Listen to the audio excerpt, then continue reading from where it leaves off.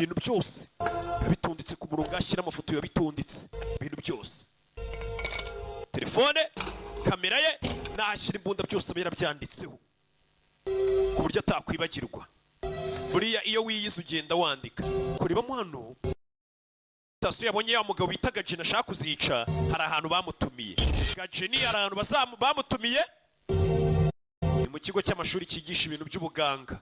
Icyo yakoze yese amanika niyo invitation, ahita serikirabo izina Gajeni. Urebe agomba kumushaka akamwica, kuki ashaka kwica umuntu. Yabuze ubwonko bwibutse, ariko ikintu cyonyine yamara amaje agomba gukora ni ukwica Gajeni.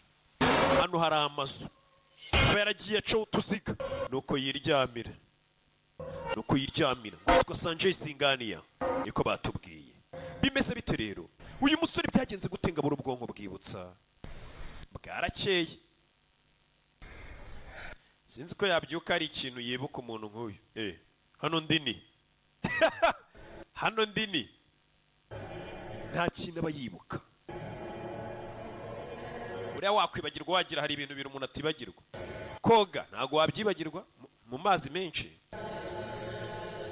kwandika ntago wabyibagirwa, n'ururimi rwawe wavukiyemo ntago warwibagirwa. Ibyo wakwibagirwa byose, kuko niyo ugiye kubaza ati bino ni ibiki, ubibaza mu rurimi rwawe. Ubwo n'ubushakashatsi tuba twarakoze nyine. Abaganga wese nge muzi ko ndi babana batanize. Mugabo nukubyuka yibaza hano hantu undi ni hehe, ntahabazi, n'uburwayi. Ubu bwonko bwacu ubona twiratana, akantu gatonya kabukoraho bikagucanga. Iyo utabaye paralize uribagirwa do. Nukubyuka, ariko hano hantu bahakorera iki? Ari muri dushe. Hano hantu bahakorera iki? Nukubyuka mu gitondo bikamucanga. Kureba hano aba yarabyanditse byose ngo kuramo iyo shati wambaye. Atarabyanditse ntago yakwibuka. Iyo akibyuka hari ahantu aba yaranditse ati kuramo